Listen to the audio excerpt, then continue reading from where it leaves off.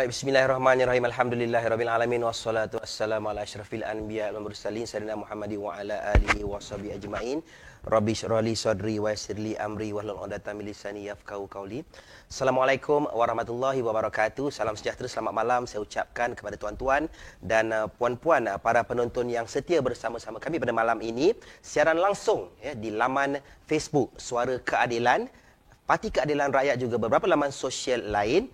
Malam ini bersama-sama saya Azman Kamarudin, kita akan bicara soal yang cukup hangat diperkatakan beberapa hari ini di media sosial, juga hangat diperdebatkan di Parlimen setelah laporan daripada PAC terkait dengan skandal LCS ataupun Literal Combat Ship, 6 bilion hangus. Satu kapal pun tak siap. Jadi sebelum saya perkenalkan panelis jemputan kita pada malam ini, sama-sama kita saksikan video bertarikh 24 Ogos 2017. Sebuah kapal tempur pesisir LCS diberi nama Kapal Diraja KD Maharaja Lela dilancarkan hari ini. Aset milik Tentera Laut Diraja Malaysia TLDM itu adalah kapal pertama daripada 6 buah kapal dibangunkan oleh Bawah State Naval Shipyard Sdn Bhd. Upacara penamaan dan pelancaran kapal itu diadakan di pangkalan TLDM Lumut, disempurnakan Raja Permaisuri Perak Tuanku Zara Salim dan disaksikan Sultan Perak Sultan Nazrin Muizzuddin Shah. Turut hadir Menteri Pertahanan Datuk Seri Hishamuddin Tun Hussein dan Menteri Besar Perak Datuk Seri Dr. Zamri Abdul Kadir. Kapal LCS sepanjang 111 meter berkelajuan maksimum sehingga 28 knot itu mempunyai keupayaan peperangan 4 dimensi untuk menghadapi ancaman elektronik, udara, permukaan dan laut. Ia juga merupakan kapal tempur terbesar dalam armada TLDM, mempunyai reka bentuk halimunan dan sulit untuk dikesan oleh radar. Kewujudannya juga setanding dengan kapal perang dari negara-negara maju lain. Pembinaan 6 buah kapal oleh anak syarikat Bawah State Holding dan syarikat sekutu Bawah State Heavy Industries Corporation itu melibatkan kos keseluruhan sebanyak 9 bilion ringgit. Jadi itu dia video yang suatu ketika dahulu hangat diperkatakan apabila negara dikatakan telah pun menerima kapal yang terbesar di dalam armada Tentera Laut Diraja Malaysia. Sebelum itu, seperti mana kita tahu, kapal yang paling canggih, paling besar adalah KD Mahawangsa, dan kalau yang dikira tercanggih ini kapal KD Jebat dan KD Lekir, itu kapal kelas frigat. Namun apabila kapal yang pertama dikatakan telah dilancarkan pada tahun 2017, sehingga hari ini kapal tersebut tidak muncul, tidak nampak. Jadi untuk kita bersama-sama menyiasat ataupun kita berbicara soal kapal yang benar-benar canggih sehingga teknologinya membuatkan ianya halimunan sepenuhnya, bersama-sama kita pada malam ini, Ahli Parlimen Lembah Pantai Yang Berhormat Ahmad Fahmi Fazil, juga Ketua Penerangan Parti Keadilan Rakyat. Selamat malam, Wabi. Apa khabar? Baik, Alhamdulillah. Terima kasih. Alhamdulillah, Wabi. Sihat ya? Jadi saya kira minggu ini hangat kita bicara soal kapal LCS yang mempunyai teknologi yang cukup canggih. Betul. Sampai kita tak nampak. Sampai kita tak tahu patutnya dia dah sampai ke belum, nampak macam belum sampai lagi lah. Kalau ikutkan tahun 2017 itu, ya mungkin YB pun ada melihat video itu suatu ketika dulu, sebab macam contoh macam saya sendiri pun antara orang yang mengikuti rapat perkembangan industri pertahanan negara. Dan ketika itu sudah pastinya kita menjangkakan kapal itu telah pun siap dan bakal berlayar meneruskan tugasnya seperti mana yang diharapkan, iaitu sebagai sebuah kapal tempur. Namun apa yang terjadi sebaliknya, pada selepas laporan daripada jawatan kuasa kira-kira wang negara dikeluarkan, ternyata kapal itu sebenarnya tidak pernah siap. Jadi YB, seperti mana yang kita tahu, isu ini telah pun dibangkitkan oleh Menteri Pertahanan era pemerintahan Kerajaan Pakatan Harapan pada tahun 2019, iaitu Tuan Muhammad Sabu. Namun mengapa hari ini baru kecoh, baru orang nak ambil tahu dan baru benda ini tersebar luas. Silakan Wabi. Baik, Assalamualaikum, salam sejahtera. Terima kasih sudi menjemput saya. Di hadapan saya ni, atas meja ni ada 3 jilid ya, laporan yang telah dibentangkan, diletakkan atas meja semua ahli parlimen pada hari Khamis yang lalu. Khamis berapa hari bulan? 28 Julai 28 yang lalu. Julai. Ya, pada waktu itu ya, kita pun agak terkejut dan ada yang terkesima, ada yang tercedok, ada yang macam-macam lah respon ya waktu itu. Sebab kita tak sangka pada hari terakhir sidang parlimen untuk sesi bulan Julai, kita akan dapat laporan yang begitu rapi, begitu padat daripada jawatan kuasa kira-kira wang negara, yang ada orang menomah, memfitnah, mengatakan ini adalah daripada parti tertentu. Tak. Semua jawatan kuasa parlimen, dia komposisinya hampir 50-50. 50% belah kerajaan, 50% belah pembangkang. Maksudnya tiada pihak yang Dia boleh bukan, menuduh. Dia bukan partisan. Ya, Dia non-partisannya bukan, laporan. Dia bukan parti. Dia cross party.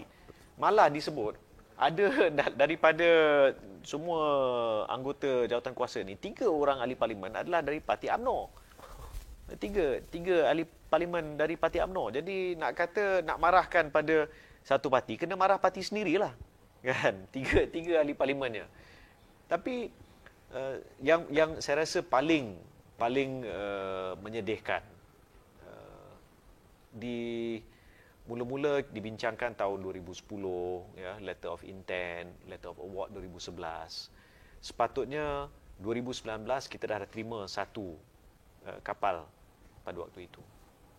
Malangnya, seperti tajuk kita pada malam ini, 6 bilion ringgit dah hangus. Satu kapal pun tak sampai. Jadi apa yang berlaku Wabi 2017 tu, kapal itu dikatakan nampaknya seolah-olah telah siap. Tapi apa yang terjadi sebenarnya Wabi? Saya rasa Menteri Pertahanan, Menhan pada waktu itu, Hishamuddin Hussein, dia kena jawab. Majlis itu dihadiri, dicemah Tuanku Sultan Perak, bercemah duli bersama-sama dengan Raja Permaisuri. Dikatakan pada waktu, saya ingat lagi, ada tweet daripada Menteri Pertahanan ya, mengatakan selamat datang kapal pertama LCS ya, KD Maharaja Lela. Memang dah siap, memang dah boleh belayar lah waktu tu. Nampak dia macam dah belayar. Kan, siap ada belun apa semua. Rupa-rupanya kita tengok sini, itu adalah LCS 1. Betul. Setakat hari ini, berdasarkan laporan daripada jawatan kuasa kira-kira wang negara ni, yang dibentang di parlimen, bukan dokumen OSA, bukan dokumen rahsia, memang terbuka, boleh tengok online. Setakat hari ini, kemajuan fizikal untuk LCS 1 hanya 44%. Tidak sampai separuh pun sebenarnya. Tak sampai 50.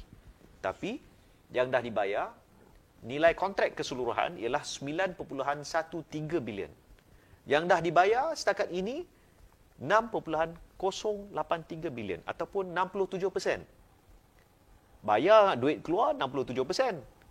Kerja siap untuk satu kapal, kapal pertama tu 44%. Kapal kedua 35%. Dan yang terakhir, kapal nombor 6 langsung tak ada kemajuan. Tak ada kerja langsung setakat ini. Jadi mana pergi duit rakyat ni? Kapal apa yang kamu yang kamu ucap selamat datang tu, Datuk Seri Hishamuddin? Dan perkara ni mesti dijelaskan oleh beliau sendiri. Lebih mengejutkan YB, dikatakan tiang yang digunakan untuk memperlihatkan seolah-olah kapal itu telah siap, maksudnya berlaku sedikit pengubahsuaian menggunakan kayu. Dan kosnya mencecah RM400,000. Komen YB tentang isu tersebut. Itu bukan mengelirukan Dewan, ya. Itu mengelirukan Tuanku Sultan Perak dan juga mengelirukan semua yang hadir pada waktu itu. Menteri Pertahanan mesti jelaskan apa yang sebenarnya berlaku pada hari itu. 24 hari bulan Ogos 2017. Kita ni dah 9 Ogos 2022. 5 tahun. 5 tahun berlalu, Tak siap-siap. kapal yang sama tu masih tak siap. Jadi apa yang disiapkan waktu itu? Menteri Pertahanan kena jelaskan. Baik YB. Sekarang ni isu skandal LCS ni mungkin ada setengah orang mengatakan yang ianya agak teknikal, terlampau teknikal. sehingga sukar untuk difahami oleh rakyat kebanyakan. Boleh tak YB mungkin boleh beri sedikit rumusan pendek supaya senang kata bahasa yang orang kampung faham? Dia macam inilah. Bahasa mudahnya. Saya nak buat rumah. Rumah ni untuk pastikan kalau hujan saya dilindungi lah, kan? Untuk perlindungan saya dan keluarga saya. Saya nak buat rumah.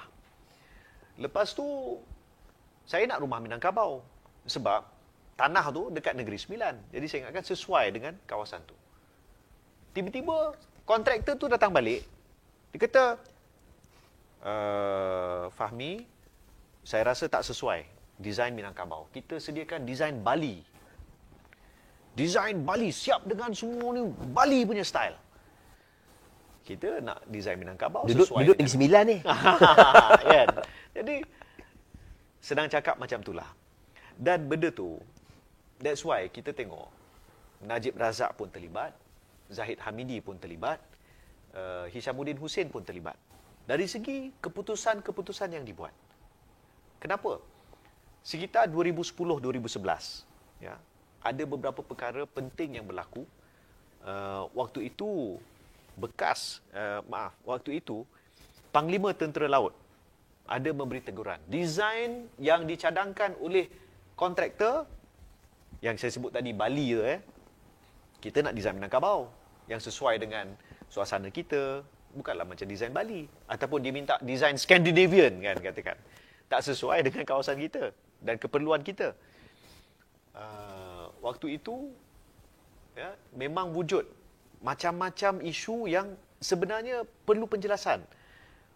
Macam mana Menteri Pertahanan pada waktu itu, Zahid Hamidi, dia boleh dalam masa beberapa bulan tukar desain ataupun setuju minta tukar desain daripada spek yang disebut sebagai Sigma, ya, kapal desain Sigma. Dia kapal tempur. Sigma ni memang kapal tempur. Kapal tempur Sigma. Kapal perang lah senang kata. Kapal perang.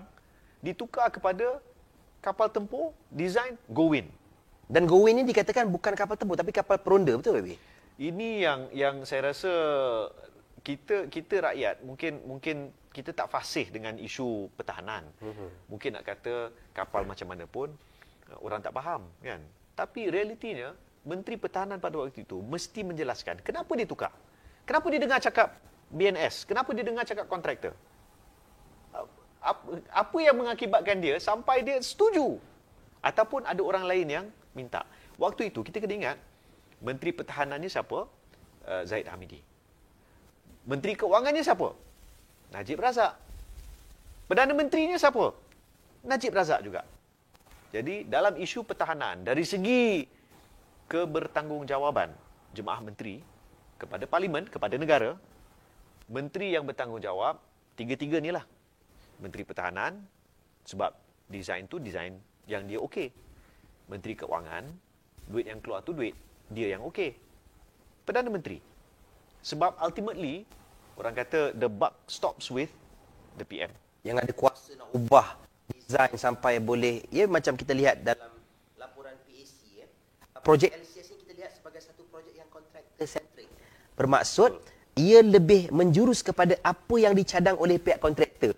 Maksud macam bagi perumpamaan rumah tadi, yang nak guna ni tentera. Tiba-tiba kontraktor pula pandai, tak boleh, tak bagus Sigma ni. Kau kena pakai Gowin. Ya, itu yang saya memang sangat terkesan lah bila kita baca, kan. Bekas Laksmana Panglima Tentera Laut, ya, Laksmana Tan Sri Datuk Seri Dr. Abdul Aziz bin Jaafar, mantan Panglima Tentera Laut. Beliau kata, untuk makluman, saya telah majukan sekurang-kurangnya 10 surat teguran, surat tidak puas hati, surat untuk memaklumkan pendirian TLDM kepada KSU sebanyak 10 surat, kepada Yang Berhormat Menteri 5 surat, kepada KSU Perbendaharaan 1 surat, KSN 1 surat, Yang Amat Berhormat Perdana Menteri 2 surat. Maksudnya semua nama-nama tu disebut dalam tu. Ya, disebut, ya. Jadi surat-surat telah pun di-archive. Dan dikata something is gravely wrong. Ada benda yang sangat-sangat rosak.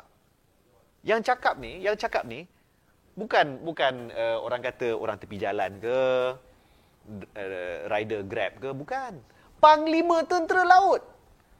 Orang yang paling penting dalam Navy. Orang nombor 1. Yang memang nak guna kapal ni. Dialah yang akan in charge semua kapal-kapal ni. Apa dia kata? Something is gravely wrong. Semua surat teguran dia, satu pun tak diendahkan. Najib, dia bolehlah canang itu ini. Mat Sakau ni dia kena explain. Kenapa dia tak jawab? Apa pendirian dia tentang apa yang disebut oleh mantan Panglima Tentera Laut? Saya minta maaf lah, saya emosi sebab Najib kata dia nak selamatkan orang Melayu. Inilah dia, orang Melayu. Tentera, Panglima Tentera Laut. Yang kamu tak respect dia tu pasal apa? Yang kamu tak dengar teguran dia tu pasal apa? 10 surat, bukannya 1-2 surat. 10 surat kepada KSU. Maknanya semua individu yang terlibat ni semua dah diajukan. Yes. 5 surat kepada Menteri, Menhan. Dan saya percaya YB, semua surat-surat ni dia akan sisi kepada Perdana Menteri. Betul tak? Kepada Perdana Menteri pun 2 surat. Direct. Jadi, dia macam, yalah, tak payahlah nak guna keselamatan negara, maka tak bolehlah jawab yang ada kat sini. Tak payah YB, hari ini kita lihat bagaimana baik Najibnya, Zahidnya maupun Hishamuddin, tiga-tiga Mat Sakau ni, saya terus gunakan terma Mat Sakau lah. Sebab nampak banyak sangat dia Sakau ni. 6 bilion kapal tak siap. Jadi tiga-tiga orang Mat Sakau ni, kalau kita lihat masing-masing menggunakan alasan projek ini perlu diteruskan demi menjamin kontraktor-kontraktor yang terlibat terdiri daripada veteran tentera. Ramai yang akan gulung tikar, namun hari ini 6 bilion dah dibayar, mana pergi duit tu semua? Ya, malah kita dengar bagaimana subkontraktor yang kecil-kecil ni pun tak dapat duit. Ada yang tak dapat duit, kan? Kita dengar. Masa yang sama, kita tengok isunya Pakatan Harapan tak pernah orang kata stop. Tak pernah minta benda tu stop fully, tau. Kita faham. Ya, peralatan kelengkapan perolehan ni penting untuk keselamatan negara. Ya, untuk kita punya pertahanan itu tak ada isu di situ. Tak ada isu. Pada Ogos 2019, ya, satu kenyataan telah diterbitkan oleh mantan Menteri Pertahanan waktu Pakatan Harapan dan juga timbalannya yang mengatakan Ogos 2019 mantan Ketua Audit Negara, ya, Tan Sri Amrin Buang ada memberi satu taklimat menyatakan apa masalah tentang projek ni. Dan pada bulan Februari 2020, Menteri Pertahanan telah meminta agar hold dulu, stop siap projek ni. Kita nak teliti 3 perkara. Satu, siapa yang terlibat? Yang mengakibatkan keseluruhan isu ni. Ya. Kedua, kita nak takrifkan semula projek ni sebagai projek sakit. Bila kita letak sesuatu tu sebagai dimaklumkan, dinamakan sebagai projek sakit, maksudnya fokus kerajaan sepenuhnya kepada projek itu. Fokus agensi tu maksudnya dia bagi keutamaan. Nak selesaikan, nak siapkan juga benda ni. Yes. Cuma YB, kalau kita lihat jawapan di media sosial sebab Najib ni, Mat Sakau ni kita tahulah dia memang dekat dalam parlimen dia, saya tak tahu dia senyap ataupun dia memang dia hilang segala keberaniannya di parlimen. Sebab Facebook ni admin dia buat, bukan dia sendiri. Dekat Facebook dia berani sebab admin dia. Dia berani, admin dia yang berani.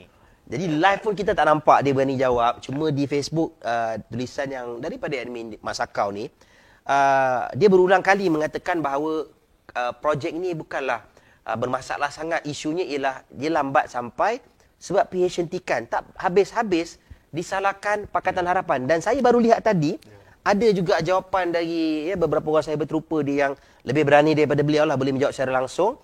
Mengatakan yang LCS ni lewat disebabkan PH hentikan projek ini. Jadi di mana YB sebenarnya? Tak betul langsung. Ya, sebab kita lihat apa yang berlaku Februari 2020, waktu itu Menteri Pertahanan ada bincang dengan kabinet. Ya, antara Ogos 2019 waktu Tan Sri Amrin Buang memberi taklimat kepada Menteri Pertahanan, waktu itu diminta hold dulu, stop sekejap. Februari 2020, baru selang berapa bulan? 4-5 bulan. Ya, 4-5 bulan. Menteri Pertahanan pada waktu itu, Abang Muhammad Sabu, Haji Muhammad Sabu, meminta kabinet untuk mentakrifkan projek ini sebagai projek sakit. Dan sebenarnya tadi ada 3 perkara. Satu, kita nak tahu siapa yang buat salah. Mana pergi semua duit ni? Kerja 44%, tapi duit yang keluar 66%. 2, projek sakit. 3, kita kena cari dana untuk tampung menyelesaikan beberapa masalah. Sebab, seperti yang kalau kita baca kenyataan daripada Abang Mat dan juga Liu Chintong, ya, mengatakan bahawa perkara asas di sini, projek berjalan, ada aspek-aspek design yang tak lulus lagi. Ya, aspek design tu ada satu komponen, dia memerlukan kelulusan daripada Naval Group France. Itu memerlukan kita membayar hampir 200 juta ringgit. Dan proses untuk meluluskan, mendapatkan kelulusan itu akan mungkin makan masa, mungkin setahun, mungkin lebih. Dia bukan instantly. Dia macam, kalau nak dimudahkan, samalah macam kalau kita nak buat rumah, kalau kita nak dapat CF, bina bangunan, nak dapat CF, semua paperwork dia kena siap lah, kena submit, kena pergi pada samalah. Jadi untuk agensi kapal, terbabit semua apa kan. untuk kapal pun dia mesti ada, dia kena tengok design tu apa final design dia kan. Jadi ada satu elemen. Tapi masalahnya BNS perlu bayar hampir 200 juta untuk kelulusan tersebut. untuk mendapatkan kelulusan tu. Jadi bila Menteri Pertahanan di Dewan Negara semalam mengatakan bahawa beliau mengharapkan dalam masa 1 ke 2 tahun kapal pertama ni akan sampai, saya rasa itu very optimistic lah. Sangat optimistik. Mungkin sama optimistiknya seperti bila beliau meletakkan tweet, "Selamat datang KD Maharaja Lela" pada 24 Ogos 2017.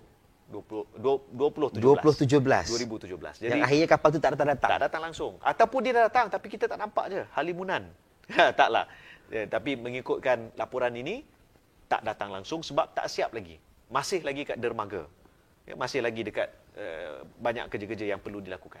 Okey YB, kenapa kita lihat isu skandal LCS ni begitu penting sehingga semua rakyat perlu tahu? Ya. Dia bagi saya dia melibatkan satu pertahanan negara kita, kedaulatan negara kita, aset. Ini yang penting sebab aset ni mainkan peranan untuk menjaga sempadan negara kita. Kita faham, kita sedar Malaysia ni sebenarnya kita hampir keseluruhan sempadan kita, kecuali di beberapa tempat seperti di Kalimantan dan juga bahagian utara antara Kelantan dan Perlis, ya. Itu sajalah kita punya land border. Kita memang dikelilingi laut sebenarnya. Kita dikelilingi laut. Maksudnya ini satu keperluan. Dia memang tak boleh dinafikan. Jadi Pakatan Harapan tidak pernah berniat untuk menghentikan sepenuhnya projek ini. Kita cuma nak pastikan duit itu dibelanjakan dengan baik. Siapa yang telah mensakau duit ni dihadapkan ke muka mahkamah. Saya keliru dan saya terkejut. Januari 2022 keluar berita SPRM menangkap seorang broker projek LCS. Januari 2022. 8 bulan yang sudah. Tapi tak dihadapkan ke mahkamah. Tak baca berita. Broker itu dibawa ke mahkamah ataupun tidak. Dan dalam laporan PAC pula, saya ada baca yang mengatakan bahawa dia nak klasifikkan tangkapan SPRM itu sebagai NFA. Ya, itu yang saya rasa Sampai kena tegur dengan pengerusi PAC. betul. Jadi bila Ketua Pesuruhjaya SPRM sekarang kata SPRM sedia untuk mengambil tindakan. Kau dah ambil tindakan, ambillah tindakan awal. Bulan 1 tu dah mula bertindak. Janganlah sampai 6 bilion hangus, satu kapal pun tak sampai. Siap tak rasa berdosa ke? Tak rasa malu ke? Tak rasa salah ke? Kepada rakyat, kepada Tentera Laut Diraja Malaysia. Nama pun Tentera Laut Diraja Malaysia. Tak ada rasa bersalah ke? Kan? Itu yang saya rasa saya tak faham kenapa ada puak-puak, ada kumpulan-kumpulan yang cuba memperlekeh, cuba pusing-pusing kata Pakatan Harapan lah. Bukan Pakatan Harapan yang sign kontrak, bukan Pakatan Harapan yang tentukan design di awal. Bukan Pakatan Harapan yang tak dengar teguran daripada Panglima Tentera Laut. Bukan Pakatan Harapan. Kan? Jadi bab itu pun tiga-tiga ni Najib Razak, Zahid Hamidi, Hishamuddin Hussein mesti jawab. Tak ada seorang pun yang jawab pasal teguran daripada Panglima Tentera Laut. Sama ada mereka rasa bersalah ke, mereka terima ke, kan. Benda ni benda yang asas. Orang number one dalam Tentera Laut, ya.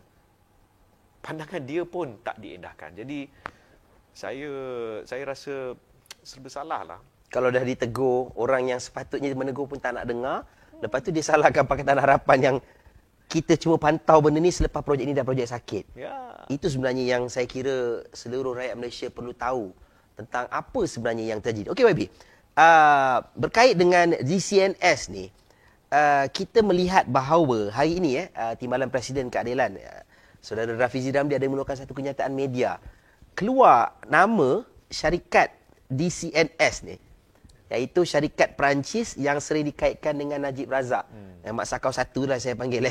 Mak Sakau 1 ni yang mana mereka menggunakan kaedah subkontrak di mana harganya daripada walaupun kita kata digunakan DCNS ni membuat tuntutan cuma 397 juta ringgit. Namun akhirnya bila sampai ke tuntutan terus pada kerajaan, maksudnya kepada Maincon, dia jadi 1.2 bilion. Komen YB sikit tentang isu ni. Ini yang saya rasa kalau dokumen-dokumen seperti inilah yang ingin dirahsiakan, bagi saya itu satu perkara yang derhaka lah.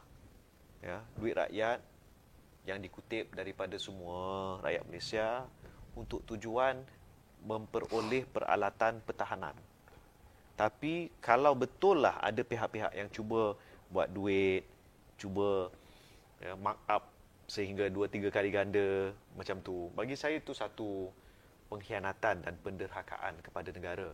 Bagi saya lah, isunya apakah yang disebut oleh saudara Rafizi Ramli ini ada kebenarannya, boleh disahkan, dan adakah pihak kerajaan, terutama badan-badan penguatkuasaan seperti SPRM, telah menyiasat dan mengambil tindakan dengan membawa sesiapa sekiranya bersalah ke muka pengadilan. Sekarang ni kita nampak dokumen besar, ya, tuduhan banyak, masalah berlambak. Niat kita nak pastikan kapal-kapal ni akhirnya sampai dan tak berulang kepada perkara-perkara lain. Satu perkara yang saya rasa penting untuk saya sebut. Kita selalu ingat kita cuma fokus kepada LCS. Tapi tak betul. Kalau kita tengok sebelum ni kan, masalah perolehan itu yang disebut ada satu jawatan kuasa. Namanya panjang. Kalau cerita Mak Sakau yang terbaru ni, Syamuddin ni, helikopter dia pun saya dengar dah jadi isu, helikopter lalat tu. Banyak. Ada banyak perkara yang lain. Dia panggil fly helikopter kan. Jadi JKSTUPKK, dia jawatan kuasa untuk melihat kepada perolehan dan keuangan tentang pertahanan. Jadi jawatan kuasa inilah yang meneliti banyak aspek, banyak isu, bukan setakat LCS, tapi banyak perkara yang lain. Bagi saya dokumen itu ada ahli-ahli parlimen yang mengatakan, termasuk Tuan Haji Mat Sabu dan juga YB Liu Chin Tong mengatakan dokumen itu perlu dinyah klasifikasikan, declassify, supaya tindakan boleh diambil, maklumat yang terkandung itu boleh diketahui oleh umum, supaya pembetulan-pembetulan boleh diambil tindakan untuk baiki keadaan lah. Jadi macam-macam isu, bukan setakat DCNS kan, bukan setakat LCS ni. Jadi akhirnya saya rasa sebenarnya banyak masalah. Kalau kita tak mulakan dengan LCS ni, kalau kita tak selesaikan masalah LCS ni, maka masalah-masalah lain itulah yang akan terus membelenggu kita. Akhirnya jadi macam 1MDB. Itu sebab ada di kalangan ahli parlimen ke, tokoh-tokoh politik ke, yang berkata silap-silap LCS ni pun jadi macam 1MDB. Lebih teruk lagi YB. Lebih teruk. Dia punya berserikat dia tu panjang, banyak kaitan. Sebab LCS ni dia melibatkan pertahanan. Betul.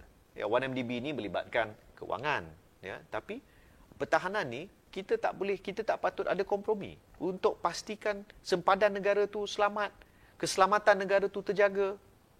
Tadi YB sebut pasal banyak lagi. Saya tertarik dengan kenyataan ahli parlimen Pasir Mas, Ahmad Fadli Syari. Dia kata ada banyak lagi nak keluar. Itu bukan daripada kita, itu dari PAS.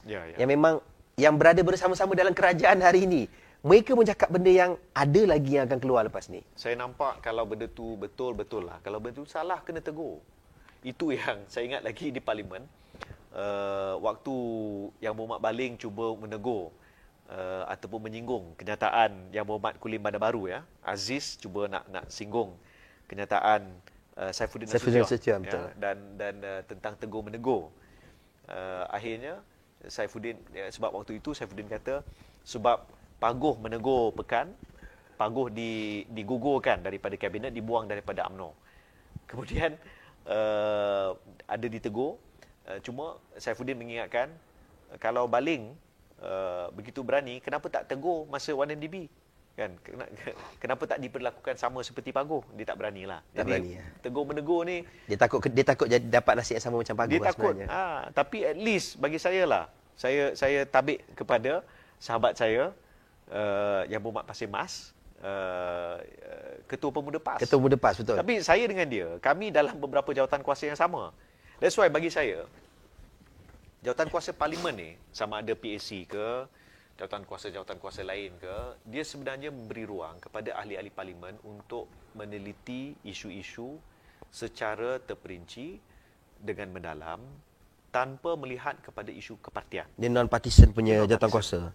Dan bagi saya sambut baik, tapi saya harap bukan beliau sahaja, walaupun beliau ketua pemuda, tapi mungkin pimpinan yang lain, ya. Mungkin presiden dia ke? Mungkin presiden dia. Dan kita nantikan juga sebenarnya, lama tak nampak presiden PAS ni. Betul. Okey YB, tadi YB sebut soal teguran. Sebenarnya di awal projek ini, daripada laporan PAC lah, EPU sendiri pun dah minta kementerian untuk tangguhkan projek sekiranya melebihi peruntukan. Sebab dia, kalau ikut asalnya, maksimum ceiling diletakkan 9 bilion. Jadi dah lebih dah ni, sebab kalau ikutkan syarikat telah pun memohon lebih daripada 10 bilion. Yeah. So EPU sebenarnya memang dah minta Kementerian Pertahanan tangguhkan projek ni, tapi tak dengar. Dia tak nak dengar juga. Dia langgar juga. So, jadi kalau kita nampak hari ni, mereka yang terlibat dalam projek ini melanggar semua had-had yang diletakkan. Maksudnya tak ada. Semua dia boleh bulldoze. Saya rasa banyak daripada perkara yang berlaku waktu era Najib Razak Perdana Menteri, kita kena teliti.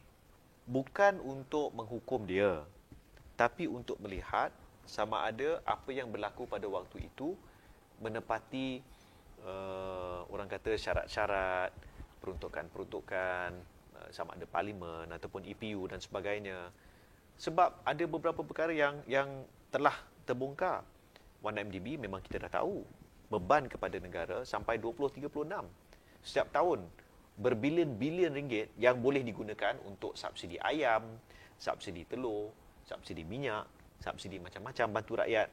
Terpaksa diguna untuk bayar hutang yang at the end of the day yang bertanggungjawab tu adalah Mat Sakau ni lah, kan. Sekarang kita tengok LCS pula, kan. Yang harga kontrak 9 bilion. Sekarang 6 bilion dah keluar, 67% siap, 44% je yang sebenarnya, 67% dah dibayar, tapi yang siap cuma 44%. Jadi saya risau, ya, dan kita kena berhati-hati. Banyak daripada kerja-kerja yang berlaku pada waktu itu, waktu zaman Mat Sakau Perdana Menteri, saya rasa kita kena berhati-hati. Dan kalau ada keperluan demi kebaikan negara, demi memastikan keadilan dapat dicapai, kita mungkin perlu lihat, ya. Dan dari situ kita tengok apa yang perlu kita lakukan. Ada banyak sebenarnya yang terdedah sebalik saja Barisan Nasional tumbang pada PRU ke-14 sebenarnya. Ya, betul. Dan dia bukan untuk balas dendam ataupun apa. Macam kalau nak balas dendam, contohnya, kita completely stop je kan projek tu. Tapi Pakatan Harapan, bila kita sampai, dia samalah macam bila kita buka pintu. Pintu tu sebelum ni, orang yang duduk kat rumah tu, kita cuma tengok luaran. Tak nampak dalam tak pernah tengok dalam tu macam mana, kan. Bila bertukar tuan rumah tu, kita masuk, kita tengok Allahu Akbar. Bawa kapel penuh sampah. Kapel dia macam ni, sinkin dia macam tu, bilik airnya Allahu Akbar, kan. Tengok macam-macam. Yalah, Singki nampak luar cantik, rupanya dekat dalam salur tu semua dah tersumbat. Yes. And dalam bab LCS ni, kalau baca kenyataan Abang Mat dengan Chin Tong, mereka sebut bahawa bulan Februari itu sebenarnya dah nak rangka dah. Okey, apa perancangan untuk selamatkan projek ni? Dua perkara yang berlaku. Satu, langkah Sheraton. Jadi bila kumpulan-kumpulan ya daripada Bersatu ke dari mana ke yang cuba mengambil kesempatan untuk sama-sama ya, marah dengan UMNO, okeylah, tapi waktu itu langkah Sheraton itulah yang mengakibatkan perancangan Pakatan Harapan untuk membaik pulih, orang kata resuscitate projek sakit ni Terbantut. baru nak mula dah jatuh, dijatuhkan oleh pengkhianatan. Tak apalah, itu orang kata Dah lepas kan. Cerita sudahlah, cerita sudah. ya zaman dulu-dulu. Ini yang dah ke depan ni kita nak tengok macam mana sebenarnya Betul. isu ni. Okey, YB, soalan daripada, saya kira kita ambil soalan daripada penonton kita malam ni. Okey, saya ambil daripada saudara Safwan Anwar Ya. Penyokong, ni marah sangat ni. Penyokong Parti Penyamun kata laporan ini tidak telus. Maksudnya laporan PAC lah. Ni yang YB pegang tebal-tebal ni. Tidak telus dan tiada credibility.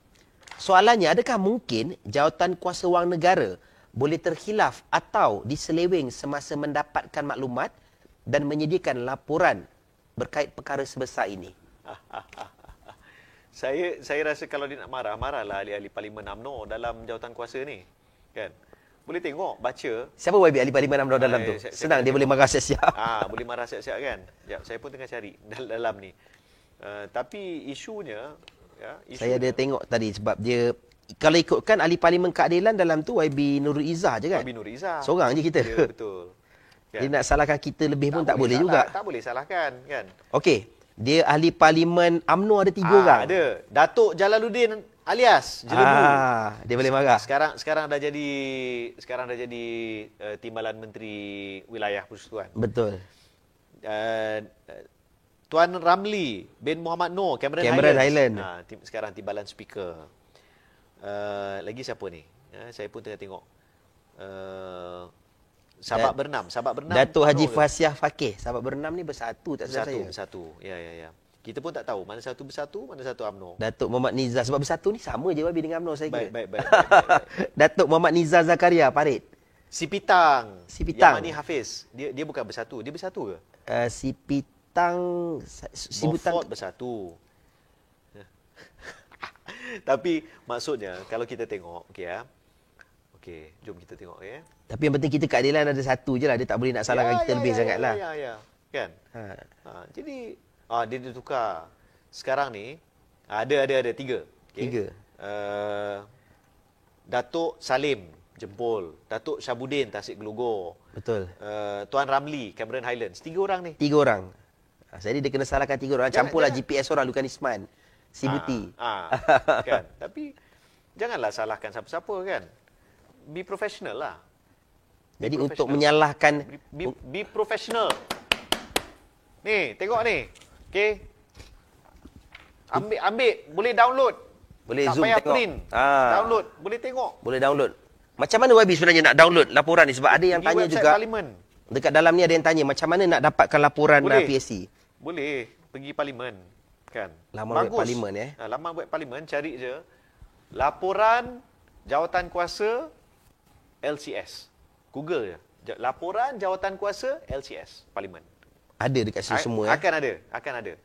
Jadi kepada saitro-saitro dan kumpulan-kumpulan mat-mat palatau, anak-anak buah kepada mat sakau ni, insaflah ya. Ini bukan isu parti, ini isu pertahanan, ini isu wang ringgit rakyat, ini isu bukan sahaja kedaulatan negara tapi maruah tentera laut. Isu besar ni. Kalau saya lah Hishamuddin Hussein keluar laporan ni, saya letak jawatan. Malu. Ada maruah bila mana ada isu-isu macam ni berlaku. 24 Ogos 2017, saya dah ucap selamat datang kepada tak tahu kapal apa yang datang. Kapal tak datang-datang. Patutnya bila tengok balik je klip tu, on that count alone, Hisham should just resign. Tak ada rasa, orang kata tak ada rasa secebis rasa sedih ke, rasa malu ke, kan? Kalau negara-negara luar saya kira dah letak jawatan dah, tapi sebabkan Malaysia ni dia tak sama ada peduli dia kan. letak jawatan ataupun dia diletakkan jawatan. Okey Babi, soalan yang kedua daripada saudara Pragalat. Transparency International mempunyai kaedah pemerolehan ketenteraan yang telus. Bilakah ia akan diamalkan di Malaysia? Ya, sebenarnya saya lihat lepas walaupun berlaku langkah Sheraton, ada beberapa penambahbaikan ke arah tata kelola yang lebih baik yang mula diamalkan, ya. Jadi mungkin cara-cara geng Mat Sakau dulu ni mungkin dah tak boleh nak diamalkan sangat. Satu sebab isu keuangan negara menjadi satu perkara yang menjadi keprihatinan kerajaan. Dua, kalau kita tengok rakyat dengan media sosial hari ini dengan begitu cepat boleh mendapatkan maklumat dan menyebarkan.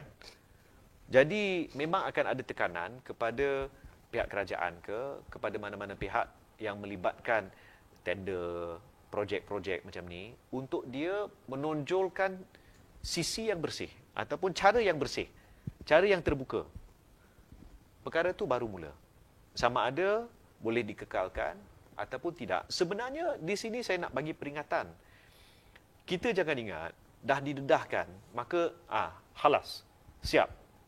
Tak. Panjang lagi cerita dia ni. Bukan saja tu, tapi kepada semua pengundi, ya, kerja siang malam, pagi petang, kawan-kawan kita dalam jawatan kuasa kira-kira wang negara ini, dokumen ini sepatutnya menjadi, orang kata, pembakar semangat untuk kita keluar mengundi. Berapa tahun Wabi sebenarnya nak menyiapkan laporan ini sekurang-kurangnya 2 tahun. 2 tahun. Dan inisiatif bermula sebaik saja PH pemerintah, betul? Ya, tapi dengan jawatan kuasa yang baru. Ya, kalau kita tengok daripada transkrip ni, proceeding Hansard ni, sebenarnya dimula 18 November 2020. So hampir 2 tahun. Jadi dokumen ini, to anyone who loves this country, kepada siapa-siapa yang sayangkan negara kita, yang hormat kepada tentera laut, ya, yang ada rasa hormat kepada tentera laut, bacalah sepenuhnya. Dia tak banyak, dia berapa ratus muka surat je, kan? Tapi bacalah dan fahamilah apa yang telah berlaku. Bakarlah semangat untuk keluar mengundi. Pilihlah, kamu nak pilih siapa-siapa, pilihlah. Tapi ingatlah, kan, masalah ni berlaku akibat siapa, kan? Jadi kita kena, bagi saya lah, ini seharusnya menjadi pengajaran. Dan janganlah buat pilihan yang salah. Keluarlah memilih nanti. Keluarlah mengundi. Sama ada undi itu, hari mengundi itu bulan November ni ke, Oktober ni ke, ataupun Mac tahun depan ke, Mei tahun depan ke. Bila-bila masa pun PRU ke-15 dipanggil, bila kita keluar, ingatlah, ya, apa yang telah berlaku untuk selamatkan negara kita, untuk elak daripada kumpulan-kumpulan Mat Sakau dan yang sama waktu dengannya merasa mereka bermaharaja lela semula. Kita kena usaha, kita kena pastikan kita pilih orang yang baik-baik, ya, orang yang terbaik dari kalangan orang yang baik-baik untuk menjadi pemimpin, untuk memastikan hala tuju negara itu dikembalikan supaya kita elak daripada terjerumus ke dalam jurang yang terlalu dalam gaungnya untuk kita keluar. Jadi bagi saya inilah, ya, peringatan paling penting untuk rakyat Malaysia. Baik Wabi, terima kasih banyak atas masa yang diluangkan. Jadi seperti mana yang telah panjang lebar dijelaskan sebentar tadi berkait dengan isu 6 bilion yang telah dibayar tapi kapal tak kunjung tiba ni. Mungkin YB ada pesanan akhir sebelum kita tutup bicara kita malam ni? Ya, bagi saya yang penting sekarang ni kita kena pastikan kapal-kapal ini, ya, selamat sampai dan dapat dimanfaatkan sepenuhnya oleh pasukan, oleh tentera laut di Raja Malaysia. Masa yang sama, kita nak pastikan setiap ringgit yang dibelanjakan, duit itu dikutip daripada rakyat, cukai dan sebagainya. Jadi dia perlulah dimanfaatkan sebaik mungkin. Tidak patut berlaku pembaziran. Tidak wajar dibenarkan ketirisan. Apatah lagi kalau yang meniris, yang mengambil duit-duit itu adalah kumpulan-kumpulan penyakau. Ya, Kita dah sebelum ni ada kumpulan penyamun, kumpulan ni, kumpulan tu. Sekarang ni ada satu baru, kumpulan penyakau. Pensakau. Pencakau ke? Dia sakau, dia ambil mana yang sempat disapu. Pencakau ke penyakau? Penyakau lah saya kira. Penyakau. Kita kena tengok dia orang bahasa pustaka sekejap lagi. Tapi kita kena elak daripada kumpulan-kumpulan penyakau ni kembali ke Putrajaya sebab mereka nak, kita tahu apa yang mereka nak. Keadaan macam tu tak boleh dibenarkan. Dan ini bukan melibatkan parti. Ini melibatkan rakyat. Rakyat dan masa depan negara kita. Jadi itulah pandangan saya.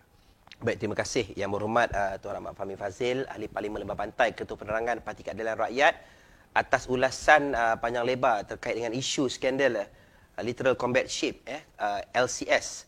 6 bilion ringgit hangus, satu kapal pun tak siap. Jadi kepada seluruh rakyat Malaysia yang bersama-sama menyaksikan secara langsung kita pada malam ini, saya mengharapkan anda semua membuat pertimbangan, dapatkan fakta yang jelas. Anda boleh memuat turun laporan daripada jawatan kuasa kira-kira wang negara ini di laman web Parlimen Malaysia, betul Baby, dan anda boleh meneliti satu persatu dokumen laporan daripada PAC khusus buat seluruh anggota tentera veteran di seluruh negara. Dan kepada anda rakyat Malaysia, isu ini melibatkan keselamatan negara, melibatkan kedaulatan negara, melibatkan tentera laut di Raja Malaysia. Dan wang yang dibelanjakan ini ialah wang anda semua, wang saya, wang para pembayar cukai. Dan demi masa depan negara kita, kami mengharapkan supaya anda membuat penilaian yang jelas, dan kita, rakyat Malaysia, wajib bersama-sama menghukum mereka yang terlibat di dalam kecurangan. Dan kepada mat sakau yang dinyatakan, Najib Razak, Zaid Hamidi, Hishamuddin Hussein. Jangan ingat anda boleh terlepas. Rakyat memerhati dan rakyat akan menghukum di atas segala kecurangan yang anda lakukan. Jadi insyaAllah kita akan bersama lagi mengupas isu-isu terkait dengan masalah rakyat dan juga isu-isu yang melibatkan kepentingan rakyat.